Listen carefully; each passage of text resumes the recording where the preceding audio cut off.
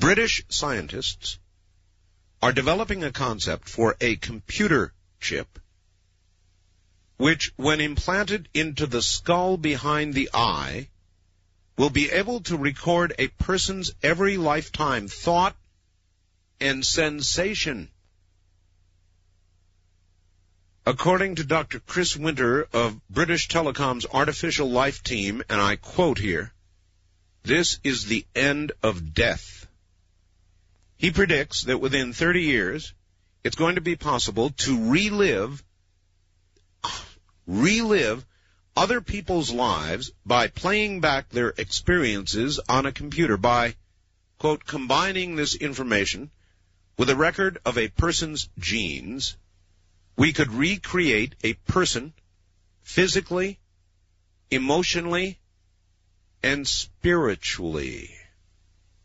Dr. Winter and his team of scientists at BT's Martslam Health Laboratories near Ipswich call the chip the Soulcatcher. British Telecom would not divulge how much money it is investing in the project. However, Dr. Winter said it was taking Soulcatcher 2025 very seriously. He confessed there were profound ethical considerations, but emphasized that BT was embarking on this line of research so it could keep at the forefront of communications technology. Dr. Winter said, quote, "An implanted chip would be like an aircraft's black box and would enhance communications beyond current concepts.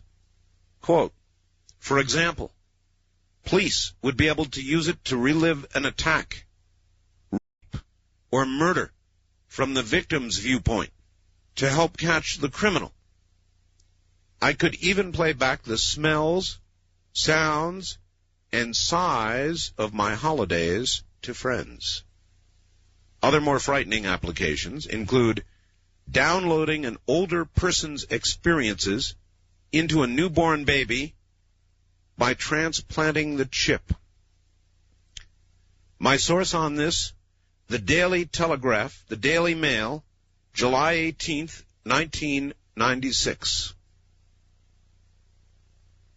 The Soulcatcher. Literally recording everything in a person's life. That would be that person. Would that be that person's soul? Maybe not. But it's pretty close. Wow. You would be able only to download or record those people who would allow the chip to be implanted. But then, in some sense, they would be immortal. Everything they had done, felt, touched, tasted, experienced in life could be relived by their relatives, others. God, can you imagine that? Soulcatcher.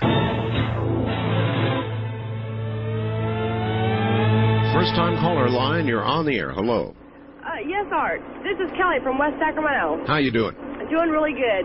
Hey, my grandmother lives in Las Vegas, and I understand that there is a thing called, or a highway called the E.T. Highway, yes, or the Alien Highway. That's correct. Whereabouts is that? Goes north of Las Vegas, up by the test site. Up by the test site? The extraterrestrial highway, yes. Okay, because I've asked around and no one has ever heard of it. Oh, well, listen, our governor was at the dedication of it. No, there's no question about it. We have it here. Do you know why they call it that? No. What would be your best guess? Oh, geez, sorry. Well, it goes right by Area 51. Oh, it does? Uh-huh, okay. And it generally snatches away and provides missing time for, and God knows what else, female truck drivers. Female truck drivers, huh? Yeah, particularly. Uh-oh, I guess I better watch out then, huh? I drive feeder for UPS. Oh, you do? Yeah. Oh, we've got a lot of UPS listeners. Oh, we sure do. I think my boyfriend caught me onto your station, and it's one of the things that me alert and awake while I'm driving down the highway. That's good. It keeps me alert and awake during the night, too. Okay, so now is it, on this highway thing, it's just called the ET Highway? Yes.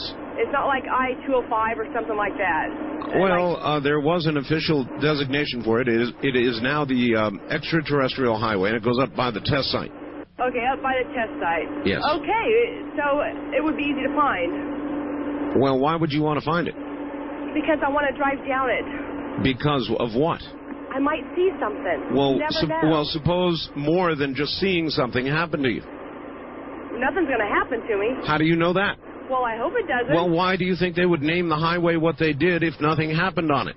Probably because of all the things that go on in Area 51 that you just happen to see a few things now and again. Well, you just made my point. All right, thank you very much for the call. I appreciate it. Good luck. Make sure you have a partner with you. Art. Warning. Future Darwin Award winner on the way.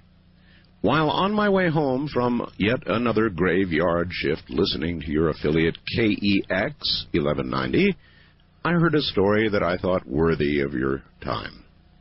A woman is suing her pharmacy. Suing, mind you, for not providing her instruction on the use of the contraceptive jelly that she had purchased. She's going to sue him. She realized that she must have done something wrong when she became pregnant. Apparently, spreading contraceptive jelly on a piece of toast and eating it is not viable.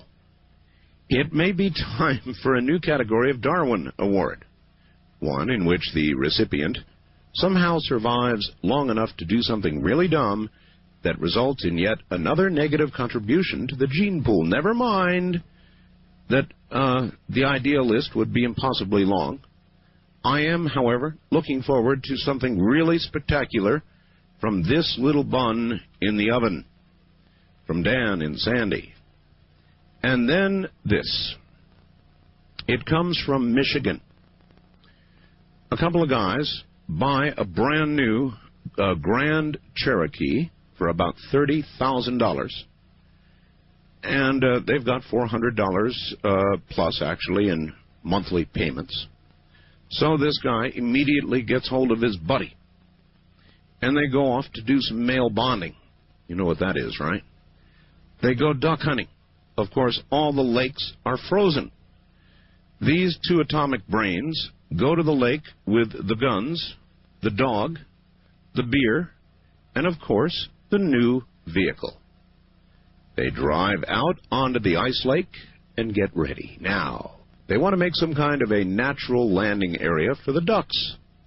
Something, obviously, for the decoys to float around on. Remember, it's all ice. And in order to make a large hole, one large enough to look like something a wandering duck would want to fly down and land on, it's going to take a little more effort than an ice hole drill. So, out of the back of the new Grand Cherokee comes a stick of dynamite with a short 40-second fuse. Now, these two rocket scientists do take into consideration that if they place the stick of dynamite on the ice at a location far from where they are standing, a good idea, as well as where the new Grand Cherokee, of course, is, they take the risk of slipping on the ice when they run from the burning fuse and possibly going up in smoke from the resulting blast. So, instead, they decide to light this 40-second fuse and throw the dynamite, which is exactly what they end up doing. So far, so good.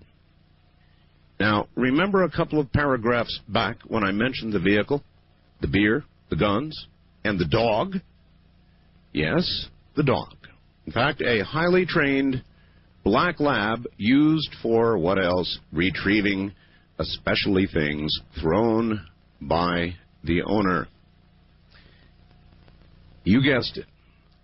The dog takes off immediately at a high rate of dog speed on the ice toward the stick of dynamite with a burning 40-second fuse.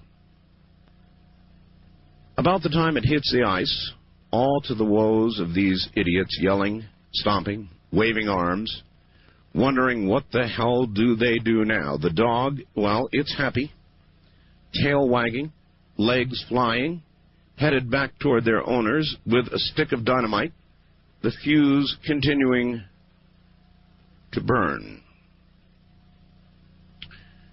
Now these two bozos are really waving their arms, yelling even louder, and jumping to new heights than ever before. Now, one of the guys decides to think something he has never done before this moment. He grabs a shotgun, sad as it may seem, and shoots the dog. Shoots the dog. The shotgun, of course, is loaded with number 8 duckshot, hardly big enough to stop a black lab on its appointed rounds. So the dog stops for a moment. Fuse is still burning, slightly confused, and continues on. Another shot. This time, the dog is standing, becomes really confused, and of course scared, thinking these two Nobel Prize winners have gone insane, and so he takes off to try to find cover, with the now really short fuse burning on the stick of dynamite. The cover the dog finds, underneath, of course, the brand-new Grand Cherokee 30, some $1,000 plus $400 in monthly payments, sitting on the lake ice. Well, of course, kaboom. Dog dies instantly. Brand-new Grand Cherokee, some $30,000 worth, sinks immediately to the bottom of the lake, leaving the two candidates for co-leaders of the known universe standing there with this "I can't believe this has happened" look on their faces. Later, the owner of the vehicle calls his insurance company, which tells him that sinking a vehicle in a lake by illegal use of explosives is not covered. He had yet to make the first of those $400 plus a month payments. A definite candidate, I would say. What do you think? I'm in Eagle Point, Oregon. Okay. And what happened to you and when? Judy. This was some years ago. My daughter's grown now.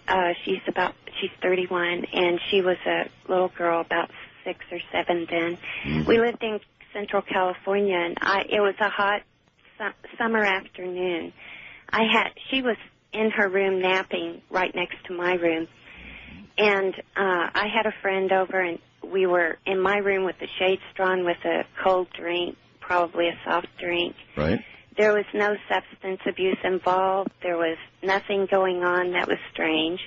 We were just kicking back and trying to stay cool. And we were having conversation, and it wasn't about anything related to what happened next. We were wide awake. This is so crazy. You know, I have never heard a story like this on your show, and I listen every night religiously, really. All right. Okay, but it's true. We were talking. I had my back towards the side of my bed. We were sitting on my bed, and all of a sudden I felt like a presence behind me, right at the edge of the bed, and I figured it was my daughter because she would often wake up and just step into the room very quietly. It wasn't. I turned around, and standing by my bed was a creature about, he was standing upright. It was covered with fur, long silver fur, with a long, long nose. It had really close-set eyes. It was totally there. It was breathing. I could see it breathing. Was it humanoid? Was it, describe it further. You said it had fur, silvery fur. Long silver fur around its head and neck and chest. It was standing upright. How tall? About 3.5 feet tall. Probably. Oh, small. Not real tall, right. Okay. But, later it came to me what it was, but at the time I was frozen in time and I couldn't move, and I was totally awestruck by this thing. And later? And it started moving towards me. It was totally three-dimensional. It was so clear. In other words, it had as much substance as somebody you would normally see in the room? Okay. Exactly. But it had a little bit of a glow around it. That was the only difference. Oh. And it started moving towards me, and we had eye contact, and I couldn't move. I was totally fascinated by it. I was more fascinated than I was frightened at the time. Huh. But I knew this thing could get me if it wanted to, because it was right beside me. And its face, as it moved towards me, it was opening its mouth. And I could see these jagged, sharp teeth. Oh. Its mouth was full of them. Oh. And I could see its tongue, and I could see it breathing. And it just kept getting closer to my face, its face closer to my face. And it got to within, very slowly, within about 4 inches of my face.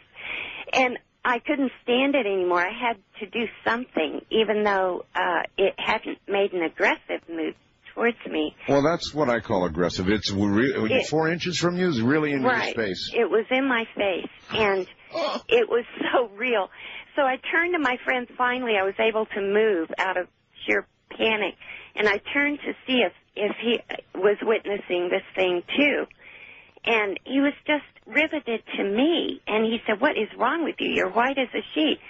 And I knew he hadn't seen it, so I turned back again, and it was gone. And, you know, later I realized what it was, and you're going to just think this is just so bizarre. It was. It was a silver baboon. A silver baboon? I'm almost positive. Did this thing make any sound? No sound whatsoever. No message.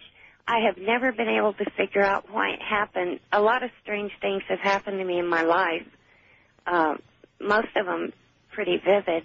Yeah, I'd put that in the category of monster, all right. I would, yeah, it was more like a monster than anything else. But if you hadn't snapped out of it, right? What do you think would have happened? Oh my God, I don't know. It was just about to touch me. It was just. I understand. Do you think something would have occurred to you? Do you physically? Yeah, I do, because it was so real, and it was emanating energy. I could almost feel that. Excuse me, but I didn't really feel real threatened. I knew it was interdimensional. Well, that's because you were frozen with fear. That Right. really happens, and I'm sure that aids a lot of abductions and all the rest of it. You are flat frozen with fear. You can't move. I was. I really was. But it's absolutely true, and I've never heard a baboon story before. Nor have I. I don't understand it at all. Excepting those strange creatures that they appear to be seeing near the Florida Everglades and in parts of Florida, even some outside the Everglades. Okay. They're sort of a kind of an almost Bigfoot type creature, but not silvery the way you just talked about. Yeah, this was exactly, when I thought back, I realized it looked exactly like a silver baboon. Now, this is interesting. I started researching baboons then because I thought it must have been symbolic or something. Yes. Excuse me, I have a cold. And I didn't find anything. I couldn't find anything in literature, art literature, anywhere I looked. And I looked everywhere I could think of. All right, well, now you've tossed it to a bunch of millions of people, and we'll get more info and see if others have had that encounter. East of the Rockies, you're on the air. Hi. Hi, Arbel. Hello. Hi, this is wonderful. I don't believe I'm talking to you. What I wanted to bring up, though, was one night I was sitting with a friend at a trailer court, and we was waiting on him to come home one night. And believe it or not, we was watching the sky. Oh, I was watching the sky. My friend was down eating. Why were you watching the sky? Oh, I don't know. Just the thing I do all the time, pretty much. I always keep my eye on the skies. That's what my mom used to tell me all the time when I was little. Your mom told you to watch the skies? Oh, yeah. Okay. So anyway, we sitting there, and I wish he would have seen it, but he didn't. And the next thing I know, from the horizon, I could see above the trailer court a red flash, like a red ball of light. Mm-hmm. And it didn't look like fire or flame or anything like that, just like a red glow. Mm-hmm. These things are drawn right to trailer courts, just like tornadoes. But it was like 75% of tornadoes land in trailer courts. Isn't that terrible? No. Mm-hmm. There's a reason for that. Mm-hmm. I just don't know what it is. Right. But anyway, so the ball of light or whatever, it went to like a 45-degree angle. I'd say about 30-degree angle, and it just took off, and it was just going so fast, and it went to a point where I couldn't see it no more. I only seen it for like probably 3 seconds. So what do you think you saw? I believe it was UFO. A UFO? Yeah. An object from another planet?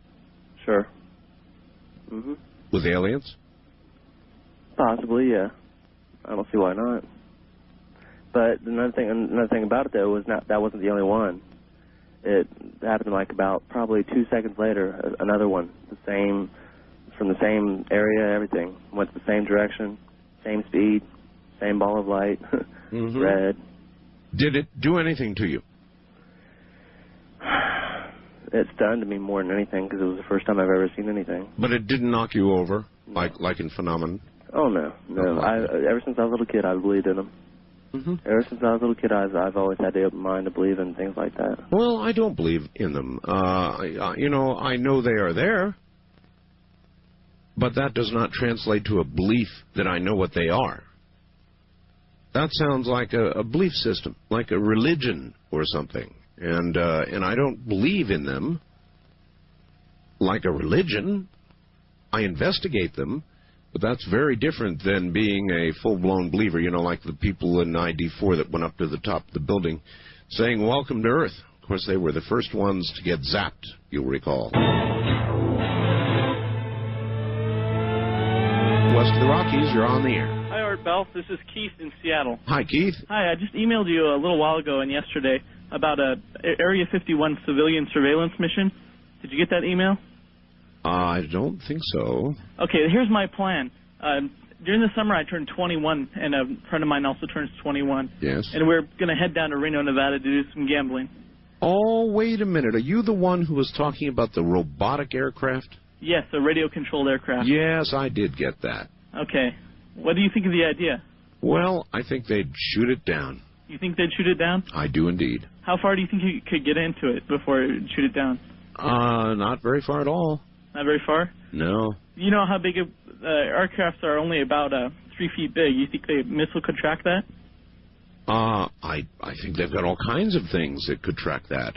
They'd shoot it down, and you'd be out a very expensive robotic airplane. Well, our plan is... if you want to try it, go ahead and try it. Who am I to tell you what to do? Can I give out the URL to people so that they can read about it? You mean you've put this on a web page? Yes. You've got to be kidding. No, I'm dead serious.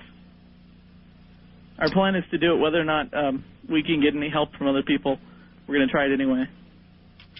All right. Out on the perimeter. Well, is it an easy URL? It's fairly easy. It's numbers. Go ahead. Okay, it's http://128.95.171.2. Wait a minute. 128. What? 128. Yeah. .95. Yeah. .171. Yeah. .2. .2. And that's where your entire plan is laid out, huh? Yes, it is. Well, I think you're headed for trouble, but there you go. We'll let everybody take a look and see what they think. When weapons are considered inert, they have a certain certification as such by a licensed weapons tech. They're usually painted another color and have the word inert stamped all over it. Some are altered even further, such as the inert grenades that you sometimes see in Army surplus stores with the bottom cut open and the upper firing pin missing. I own an inert grenade. That's right, they drill out the bottom of the grenade and take out all the contents, and there's a big hole in the bottom. Other than that, however, mine has a pin in it. And I got in a whole lot of trouble. I guess I can tell this story now. At a radio station I once worked for, which I will not name, I do these things, and, I shouldn't. They're really not that funny. Was funny, they were sitting at their respective consoles at this radio station, and I took my inert grenade and quietly opened the studio door and rolled it into the middle of the room. Well, I got into a lot of trouble. They, of course, immediately abandoned their post, screaming and yelling, ran down the hall, out the front door. Dead air, except for the screams. And I got in terrible trouble. But it was, when you think back on it later, it was funny. Just not at the time. God, I got in a lot of trouble. The night when the rollover came of the millennium, and you just sat there for a second or two, waiting to see if anything was going to happen. Well, that's right. I remember that vividly. A lot of people say, the Y2 scare was such a scam. Well, it wasn't, actually, and there were hundreds of millions of dollars spent, thankfully, to prevent what otherwise would have been a disaster. And so it's one of those rare times when enough warning was served up that people did things ahead of time, and we didn't have a disaster. But it could have been. Yes, and one of the few people who was on the air at the time. I did call you because I've paid a little attention to shadow people, but it's gotten stronger and stronger. And just a week or two ago, I actually saw a shadow animal right here in my place. Well, why not? I turned around and I was going to head for the garbage pail, and I saw this black winged thing just like fly off and disappear through the wall. Mm-hmm. And it was the most amazing thing I ever saw, because being a phenomenological kind of a guy, I really, had to see it for myself, and I actually saw it for myself. I'm with you all the way. And there's why not? I mean, why not believe if there can be shadow beings, and then there could be shadow animals as well? I don't know what they are. I don't know what these shadow beings are, but I know that many, many, many of you see these creatures. I don't know if creatures is the right word. Entities, I suppose, would be closer. But enough people see them that we're dealing with some kind of real phenomena here. I just don't know what it is. Valerie from Garver, Pennsylvania. Hi, Valerie. I have a sort of off-the-wall story that happened about 4 years ago to me. Well, this is where off-the-wall stories are told. Well, really, it was off the floor. We had just installed a new ceramic tile floor and had warned the kids to be very careful, not to run across the floor because it was very slick. Of course. And my little 6-year-old granddaughter came flying around the corner. Naturally. And fell flat on her face. She fell so hard that I could actually hear her teeth cracking. Right. Oh, boy. Well, I up and grabbed a hold of her and had a cold rag on her face in a matter of a second. But in her screaming, I could see in her mouth that her mouth was just an absolute mess. Mm-hmm. I mean, blood and gore, and I ran out the door because her daddy was out working in the yard and yelled for him, and came back in and sat in a chair, holding her on my lap. And he came in and took her out of my hands and into his lap. And when he pulled the cold rag off of her mouth, there was not one single drop of blood anywhere. Wow. And this story, this has bothered me for the 4 years since. I wonder if you healed her. I don't know what happened. Was she absolutely all right thereafter? Absolutely. There was not. She had a little swollen lip. Well, that was all. You may have performed some sort of unconscious healing. All I knew to do was to go out on the front stoop and sit and stay out of the way, because I could not believe what I saw. I saw a child whose teeth were literally knocked out in the front. No, I'm with you all the way. All right, thank you very much. That's interesting. Now, I do think that one of the powers, we're talking, I guess, a lot about the powers of the mind tonight, but I think one of the powers of the mind may be healing. And it may not be that healings have to occur consciously. It may be that a mother's love would project that kind of healing energy into a child. So I don't rule out that that sort of thing is possible. But again, it would be the product of a living human brain. Healings that have been done by other people are ever so well documented. They do occur.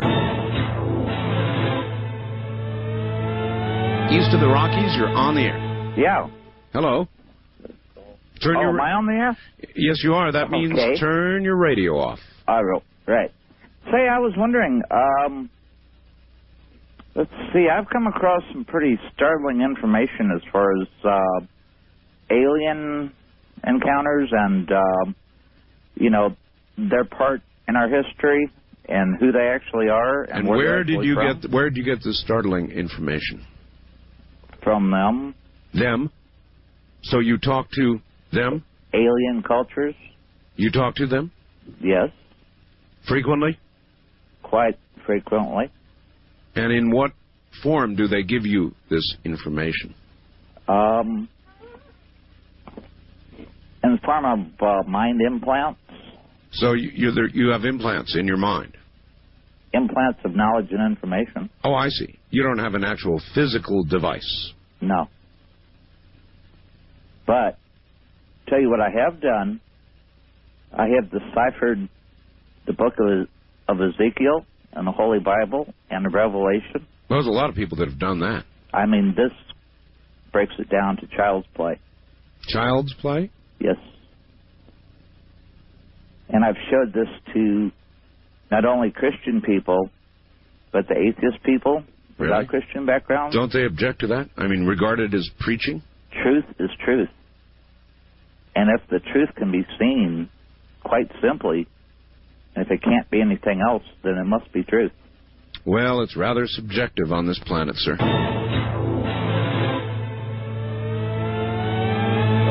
Yes, I'm calling from North Carolina, and I'd like to talk to Art. Just a general question about firearms. It's open line. Okay, well, first of all, I am Art. Oh, you are? Yes, that's me. Okay. You screening, or you like on a delay, or what? Well, I suppose in a sense. Well, you see, you're on the air right now. That's the part you're not getting, is that you're on the air right now with me. Right. Okay. So we're not screening.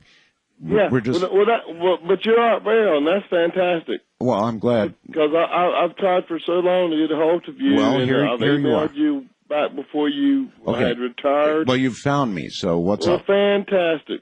Well, actually, I'm a federal FFL dealer here in North Carolina, and I know you're a pro-gunner. I think, correct? I'm pro Second. It's our Second Amendment, sir. Exactly, and I was just wondering if you had any favorite firearms, handguns, and that was just a general question. Okay, well, general answer is I have a lot of favorite firearms. Thank you very much. Quite a number. Though I will not name them here. I'm a big supporter of the Second Amendment and the right to bear arms. But you should also know I'm a supporter of the other amendments, too. For example, the Fourth Amendment. For example, the Fifth Amendment. Actually, all of them. So I really do support all of the amendments as they presently are constituted, and I wouldn't have one of them changed. On my international line, you're on the air. Good morning. Yes, good morning, Art. Roman from Vancouver, Canada. First of all, in the past, when I called you, I noticed that after about 1 minute, I was cut off. Can you investigate that, why it happens? I'll investigate, and when I find who's responsible for it, I will punish them severely. Thank you. Let's see how what happens this time. All right. You promote the device which treats a water line using magnets. GMX. Yes. Have you heard about the therapy called magnetotherapy. Yes, I have. Magnets used Yes. on the body. Yes, I've heard of Yes, that. Mhm. and you also for magnetizing magnetizing water. You know about that? That's what GMX does. Yes, but you drink that water. Well, I know there's a process to make colloidal water. Colloidal water. Yes. Uh-huh. No, but I'm talking about just putting water between two poles of a strong magnet for several hours and. Yeah, I have heard of that actually. They GMX when they a lot of times they will send along a little thing that you put your coffee cup on, and you just set your coffee cup on it, and it cleans up, does something to the water. Yes, but are you aware that drinking such a magnetized water promotes your good health?